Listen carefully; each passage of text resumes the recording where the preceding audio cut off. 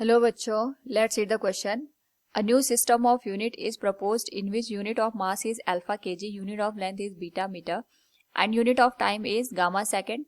What will be the value of 5 joule in this new system? Here we have given 4 options. Now to answer this question, first we will discuss here the key concept, and here the key concept will be dimensional analysis. तो जो dimension होती है ये हमें relation establish करती है between the fundamental quantity and the derived quantity. Now according to the given condition हमारे पास यहाँ पे एक system of unit दे रखी है जिसमें mass अल्फा kg है, लेंथ बीटा मीटर है और जो टाइम है वो गामा सेकेंड के बराबर दिया है.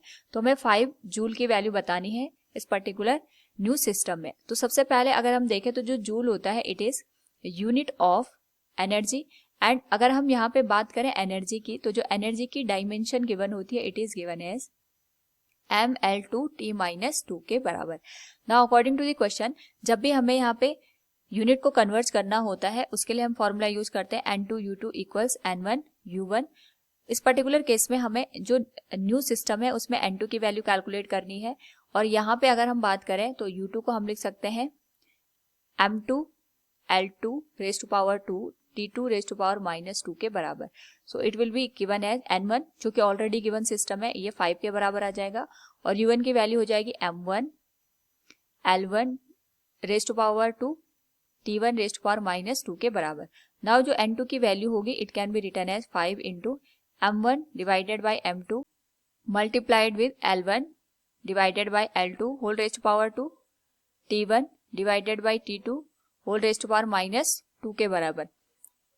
Now according to the given condition जो M1 L1 T1 है ये तो हमारे पास गिवन सिस्टम है. M2 L2 T2 ये हमारे पास न्यू सिस्टम को रिप्रेजेंट कर रहा है. So it will be given as N2 equals 5 into जो M1 की वैल्यू हो जाएगी ये हो जाएगी 1 kg के बराबर और न्यू सिस्टम में इसकी जो वैल्यू है ये अल्फा kg के बराबर है. इसी तरीके से जो लेंथ है ये हमारे पास 1 मीटर के बराबर है और यहाँ पे जो लेंथ हमारे पास न्यू सिस्टम में इट इज बीटा मीटर, इसकी पावर यहाँ पे 2 के बराबर हो जाएगी. जो टाइम है ये हमारे पास 1 सेकेंड के बराबर है और यहाँ पे हमारे पास जो न्यू सिस्टम है इसमें जो टाइम है इट इज गामा.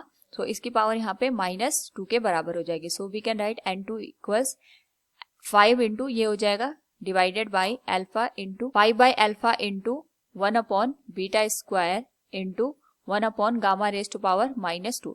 ना अगर हम इसको सॉल्व करें it will become N2 equals 5 into gamma raise to power 2 divided by alpha into beta square. This तो अगर हम इसको रीराइट करके लिखें it will B N2 equals 5 into alpha raise to power -1 gamma raise to power 2 and beta raise to power -2 के बराबर. This will be the final relation. So from the given question we can say here what will be the value of 5 joule in this new system. It will be 5 into alpha raised to power -1 beta raised to power -2 and gamma raised to power 2. Option D will be the right answer. Hope all you understood it. Thank you and best of luck.